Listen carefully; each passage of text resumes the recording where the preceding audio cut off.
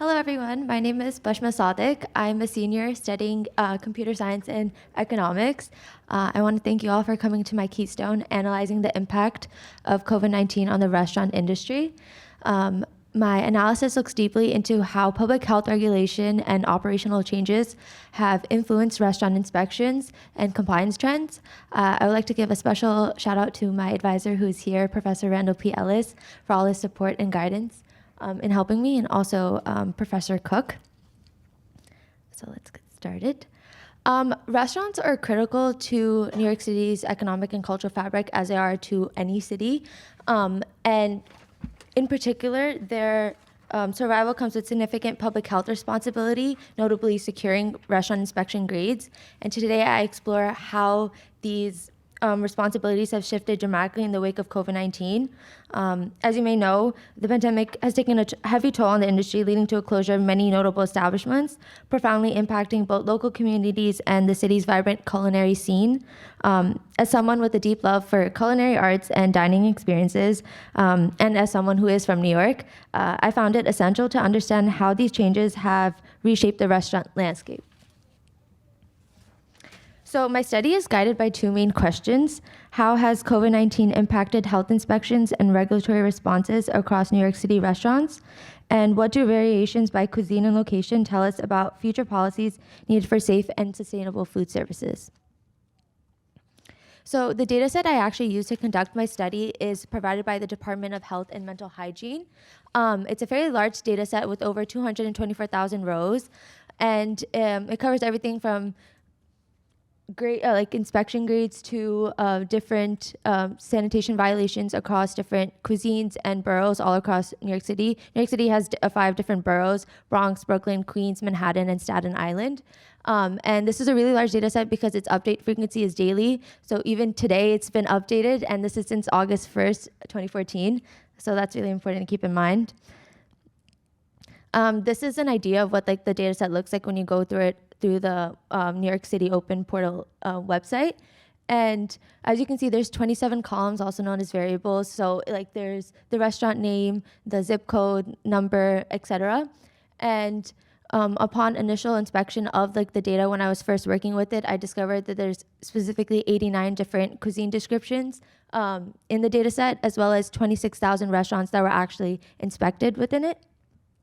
I will go over more about my methodology and how I went about working with the data set further on, but first I would like to provide some background information about the inspection process. So in 2010, New York City implemented a letter-based grading system for restaurant hygiene, and restaurants undergo unannounced inspections annually, and inspectors grade them based on their compliance with regulations. Restaurants score a letter grade A if they score points between 0 to 13 points. They get letter grade B if they get 14 to 27 points, and they get letter C if they get 28 points or more. So it's really important to note that the lower inspection score indicates a better inspection grade. When the pandemic first hit the New York City restaurant industry, New York restaurants had to pivot hard and fast from dine-in services to takeout and delivery. And one neighborhood that was hit particularly hard was Chinatown. And this was also due to a lot of misguided fear towards utilizing Asian services at this time. Also, despite creative services such as implementing offering groceries or meal kits, many restaurants couldn't endure the repeated closures and had to shut down, and also many people lost jobs.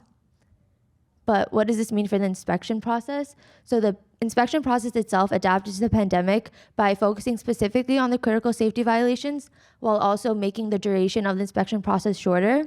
Another important change was that they actually provided notifications to the restaurants about upcoming inspections to ensure preparedness.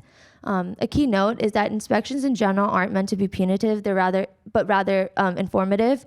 But there are 2 cases in particular where there's immediate action taken if they see an immediate health threat, or if restaurant personnel somehow injures the inspection process in some way. In my data set, again, I just focus on the regulations that were evaluated from 2014 up until 2024, not specifically the COVID-19 regulations in place for all restaurants. So to go about answering my questions, these were the variables that I specifically focused on of the 27. For instance, boroughs, scores, inspection type, cuisine description, grade, and inspection date, which really focused on like the year more. And while this was a really large data set, I do wish that there were more variables that were also included, such as the restaurant size, how expensive the restaurant was, whether they offered an outdoor location like eating area, because that was also really popular during the pandemic, etc. But I worked with these variables. And so what I did, the main platforms I used was Excel for data organization and to create pivot tables to identify trends. I also used Jupyter Notebook, and I used coding language Python to really work with the data set for data computation, for data visualization to create bars and charts and line graphs. And this visual analysis was useful to interpret score distribution and borough-wise performance. I also utilized a lot of I also used Python to create linear regression to make predictions to the best of my ability. So what I started off doing was I cleaned the data set because it was really big. So I used it to remove any duplicates or anomalies that, to the best of my knowledge. And then I segmented the data set based on the pandemic timeline using March 1st, 2020 as like the COVID offset date. So anything before March 1st was considered pre-COVID, everything after is considered post-COVID. So now getting into my actual results. So first, in looking at the trends in inspection scores pre and post-COVID, on the left-hand side, you'll see the grading scale, and that's just to remind that the lower inspection score indicates a better inspection grade. I know it can get a little bit confusing, so I put it up there. In the blue, you could see all the data considered before COVID-19, in the orange, post-COVID. And there's a significant dip in the average inspection score during the pandemic, as indicated by the sharp downward trend in the orange line. But it's critical to note that it's not due to that there were improvement in compliance or adjustments, but there were fewer inspections conducted during this period, which could influence the average scores displayed. Actually, a key finding in my analysis indicates a nuanced aspect of inspection process. Each additional initial inspection is associated with an increase of 1.76 points on the average inspection score. And this suggests that initial inspections may have a compound effect on subsequent inspection outcomes. And this was something I really kept in mind with the rest of my data analysis. I also conducted a t-test to quantify the changes in scores before and after major COVID-19 regulations. T-test is a statistical test used to determine if there is a significant difference between the means of two groups. So there was a shift from a typical B average score pre-COVID to a C average score post-COVID, and this suggests that restaurants found it more challenging to comply with health regulations, possibly due to disruptions caused by the pandemic. I also further evaluated trends in inspection scores pre and post-COVID. So the slope of the trend line for the period before COVID-19 was 0.89, and the slope of the trend line for the period after COVID-19 is 2.06, which is higher than the pre-COVID period. This steeper slope suggests a more pronounced increase in mean inspection scores, indicating that restaurants on average are seeing a faster decline in inspection performance. Now looking at inspection score dynamics across boroughs.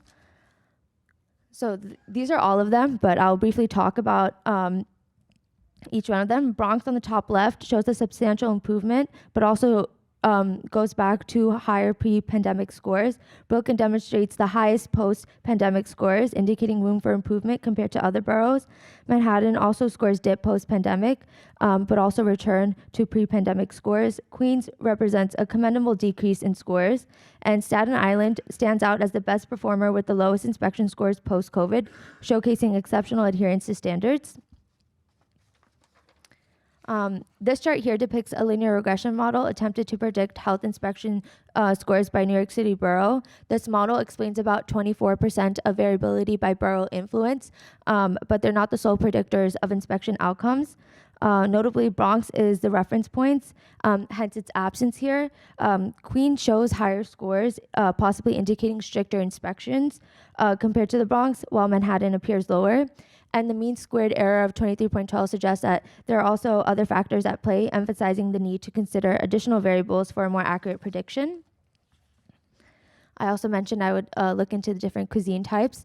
And this bar chart here ranks cuisine types by average inspection scores, which informs us about compliance with safety food regulations.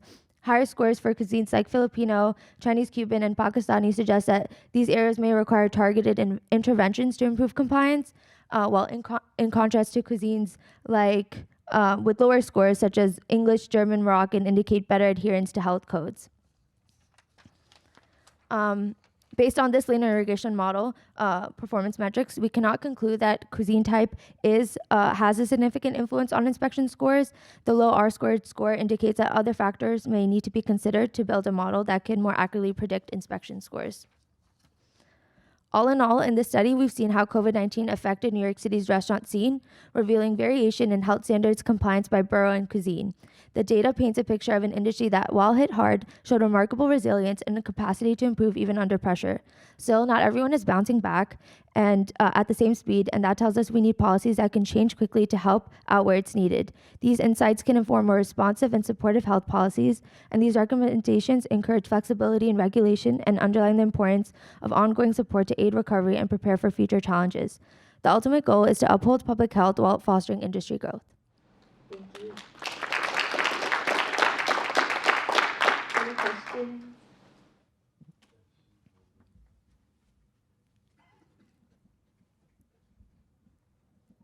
Phenomenal presentation. I was wondering if you go back to the slide where you compare like the Bronx with all the other ones, the bar graph later, where the Bronx is like, yeah. Well, I was wondering why you had Bronx as like the reference point. Is there like any specific reason or just? There's not any particular reason. It was just like I had to choose one of the boroughs, and of that, Bronx showed like the most like, in terms of like the most like predictive like outcome that would be like post-COVID, while the others showed more like higher fluctuations versus lower. So that was just a more stable of the other boroughs to compare it to, if that makes sense.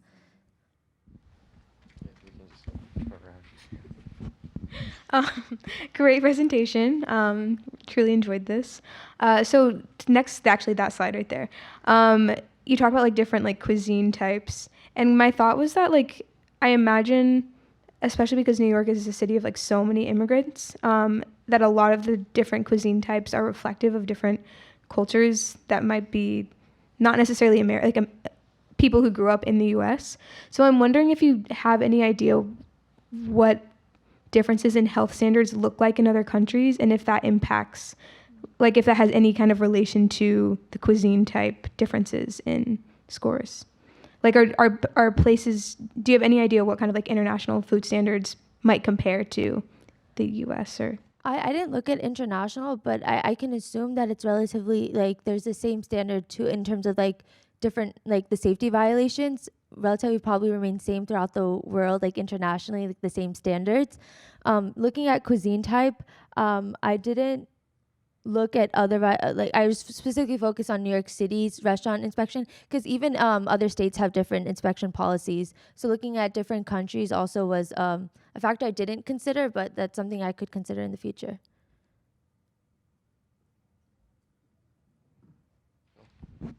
Amazing presentation. So a question I have for you is, you pretty heavily relied on one data source. Did you put any thought into perhaps combining multiple data sources together to build your own novel data set? I was thinking maybe you're talking about price, for example, right?